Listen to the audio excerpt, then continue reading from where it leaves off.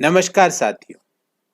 आज के वीडियो में जो रिजर्व बैंक ऑफ इंडिया के गवर्नर ने आज सुबह प्रेस वार्ता करी, उसमें जो जो बातें कही उसका एनालिसिस मैंने किया है और उस एनालिसिस को मैं सब आपके साथ में शेयर करना चाहता हूं। इस वीडियो का मकसद वो है। आज दो तीन मुख्य बातें उसमें निकल के आई। नंबर एक बात तो कि रेपो रेट वह दर जिस पे reserve bank of India commercial banks को पैसा देता है। रेपो रेट में 0.4% की कमी की गई और रिवर्स रेपो रेट में भी 0.4% की कमी की गई। रिवर्स रेपो रेट वह दर है जिस दर पर रिजर्व बैंक ऑफ इंडिया के पास अपना पैसा रखते हैं, वह दर है। तो रिवर्स रेपो रेट जो पहले 3.75% थी उसको 0.4% नीचे करके 3.35% कर दिया गया और रेपो रेट जो 4.4% थी उसको रिड्यूस किया गया और 4% उसको बनाया गया। अब रेपो रेट के घटने से जो कर्ज है उसकी ब्याज दर कम होती है, पर समस्या यहां यह है कि कर्ज की बाजार में मांग ही नहीं है। रिजर्व बैंक ऑफ इंडिया और भारत सरकार जो पेट दुखने की बीमारी का इलाज त्वचा की बीमारी की टैबलेट से कर रहे हैं, वो मरीज का पेट दुख रहा है और वो दिन ब दिन लिक्विडिटी बढ़ाए जा रहे हैं। किसकी? बैंकों की। अब बैंकों के सामने समस्या ये है कि वो बहुत रिस्क एवर्स, मतलब वो ज्यादा रिस्क लेने की कैपेसिटी में नहीं है, क्योंकि आज ही की रिजर्व बैंक ऑफ इंडिया की प्रेस वार्ता में गवर्नर ने बताया कि इस मौजूदा साल अर्थात 2020-21 में जीडीपी ग्रोथ रेट नकारात्मक रहने की उम्मीद है और बड़ी बड़ी रेटिंग एजेंसी, भले वो भारत की इकरा हो या विदेशी गोल्डमैन हो, उन्होंने -5% की जीडीपी ग्रोथ रेट की बात की है। तो अब समस्या ये आती है कि कर्ज की मांग है नहीं, और जब ग्रोथ रेट 0 या नेगेटिव सारे लोग प्रेडिक्ट कर रहे हैं तो कौन कर्ज लेगा? और बैंक उसमें घबराहट यह है कि अगर ग्रोथ रेट नेगेटिव हो गई तो ये व्यक्ति जिसको मैं कर्ज दे रहा हूं ये चुकाएगा कैसे? तो उसका फायदा कोई हम लोगों को रेपो रेट में जो रेट ब्याज की 40.4% की कमी की गई उसका फायदा हमें नहीं मिलेगा। हाँ, रिवर्स रेपो रेट में कमी से नुकसान जरूर हो गया। आज हमारा ये नुकसान हुआ है कि रिवर्स रेपो रेट में भी 0.4% की कमी हो गई। तो आगामी कुछ दिनों में देश के सारे बैंक फिक्स डिपॉजिट और सेविंग बैंक इंटरेस्ट पे जो ब्याज मिलती है उसमें कमी करेंगे। एफडी की दर तो निश्चित रूप से 0.4% से 0.5% के बीच में हर बैंक कम कर देगा और saving bank deposit bank to bank थोड़ा डिफर करेगा, पर ये मेरे एनालिसिस के हिसाब से 0.1 से 0.3 और 0.4% के बीच रहेगा।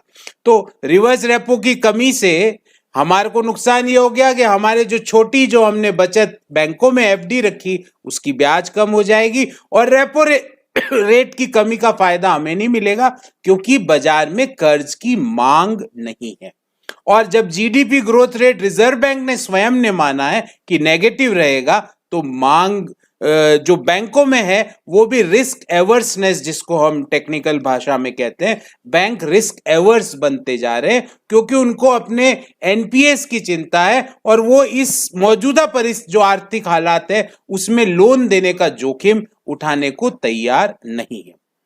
दूसरी बात, आज ही के जो रिजर्व बैंक की प्रेस वार्ता हुई उसमें यह कहा गया है कि आपूर्ति में बाधा पहुंची है पिछले 2-2.5 महीने में, और आपूर्ति में बाधा मींस सप्लाई चेन्स डिस्टर्ब हुई है। उस कारण से फूड इन्फ्लेशन, जो खाद्यान्न की महंगाई है, वो 8.6% पर रहने की उम्मीद है Q1 और Q2 में। याद करिए, हम शुरू से कहते थे कि आप बीमारी को टैकल करिए जोन्स बना के और बिजनेस को टैकल करिए सप्लाई चेन के जोन्स बना के। दोनों एक जोन दूसरा जोन को सब्स्टिट्यूट नहीं कर सकता, आपको दोनों के लिए अलग स्ट्रेटेजी बनानी पड़ेगी। आज रिजर्व बैंक ने भी उस बात को माना है।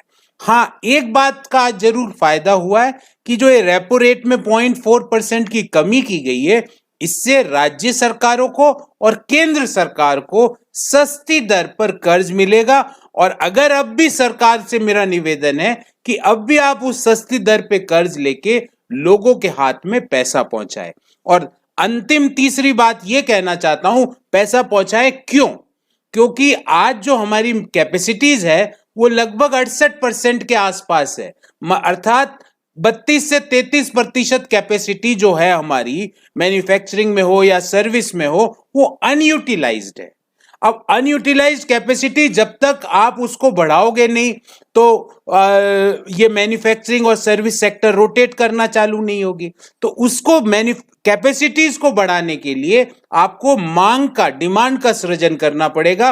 और डिमांड के सृजन के लिए बार बार, इसको पॉलिटिकल बात मत समझिए, डिमांड के सृजन के लिए आपको हर व्यक्ति के हाथ में लिक्विडिटी पहुंचानी पड़ेगी, भले ही वो पीएम किसान खाते के माध्यम से हो, जनधन खातों के माध्यम से हो, पेंशनर्स खाते के माध्यम से हो, एमएसएमईज को डायरेक्ट कैश सपोर्ट देने के माध्यम से हो, मध्यम आय वर्गीय लोगों के डायरेक्ट जो बैंक अकाउंट में पैसा ट्रांसफर करके आपको यहां पर लोगों के हाथ में, मेरा ऐसा अनुमान है 4 से 5 लाख करोड़ रुपया लोगों के खातों में डालिए तो ये जो अनयूटिलाइज्ड कैपेसिटी है ये यूज करना लोग चालू करेंगे। और जब ये यूज करना चालू होगी तो मांग बढ़ेगी, रोजगार बढ़ेगा, खपत बढ़ेगी और मैन्युफैक्चरिंग और सर्विस इंडस्ट्री का पहिया चलने लगेगा।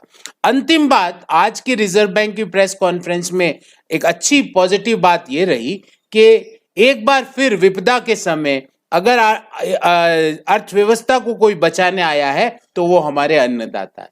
रिजर्व बैंक ने अच्छे मॉनसून का प्रेडिक्शन किया आईएमडी का डाटा देके, और जो रबी का आउटपुट जो आया है वो भी अच्छा, और जो खरीफ की जो बुआई हुई है उसमें भी 40% से ज्यादा की बढ़ोतरी की बात रिजर्व बैंक ने कही है।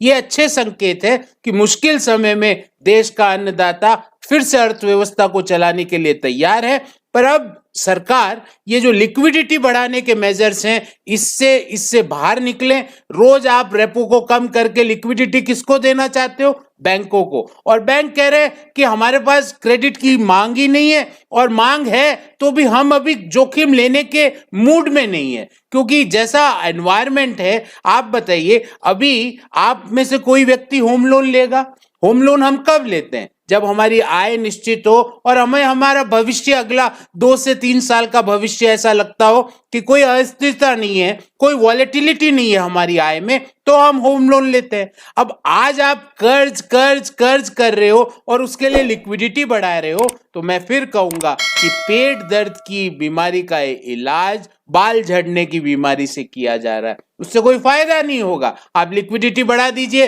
ना तो बैंक लोन देने को तैयार है, ना बोरोवर अभी इस आर्थिक हालात में लेने को तैयार है। हाँ, इस घटने से हमारे हाथ में जो ब्याज आता था, हम मध्यम आय वर्गीय लोगों के हाथ में, पेंशनर्स के हाथ में एफडी के रूप में, वो ब्याज की रकम जरूर आज 0.4% जो आपने घटाई है, उससे ब्याज की दरें आगामी कुछ दिनों में सारी दरें कम हो जाएगी। और लास्ट बट नॉट लीस्ट, मैं बार बार कहूंगा सरकार को कि कहीं ऐसा ना हो कि हम सब लोगों को आत्मनिर्भर बनाने के चक्कर में हमारे बैंक, जो कि बहुत आज मुश्किल समय में है, आज एक मुश्किलात का सामना रिजर्व बैंक की एक घोषणा से बैंकों को करना पड़ेगा। पहले ईएमआईज को मॉरेटोरियम दिया था 3 महीने तक, अर्थात 31 मई तक आप मॉरेटोरियम है, मतलब आपको ब्याज देने की जरूरत नहीं है, वो ब्याज विद प्रिंसिपल आगे ले लिया जाएगा। उस मॉरेटोरियम को 3 महीने और बढ़ा दिया है। तो छोटे बैंक है, जो एनबीएफसीज है, जो हाउसिंग फाइनेंस इंस्टीट्यूशंस है, उस पे गहरा संकट आ सकता है। तो मैं जो बात कह रहा था कि आत्मनिर्भर कर्ज की खुराक देने के चक्कर में कहीं ऐसा ना हो हमारे बैंक, ऑलरेडी 3-4 बैंक तो आपने पिछले 6 साल में देखा होगा, भले ही वो पीएमसी हो या यस बैंक हो, वो परमात्मा के पास चले गए, और कई बैंक ना चले जाए परमात्मा के पास। सो आत्मनिर्भर के चक्कर में बैंकों को परमात्मा पे निर्भर मत बनाइए, और ये लिक्विडिटी की खुराक से इस मंदी को हम नहीं झेल सकते, बड़ी मंदी है। इस मंदी को झेलने के लिए लोगों के हाथ में पैसा पहुंचाइए। यही मेरी एनालिसिस थी आज की रिजर्व बैंक की वार्ता पे। अगर आपके इस संदर्भ में कोई सवाल हो तो आप जरूर लिखिएगा, मैं कोशिश करूंगा कि आप सभी लोगों के सवालों का सिलसिलेवार उत्तर दूं। बहुत बहुत धन्यवाद। अपना ध्यान रखिए, स्वस्थ रहिए और खुश रहिए।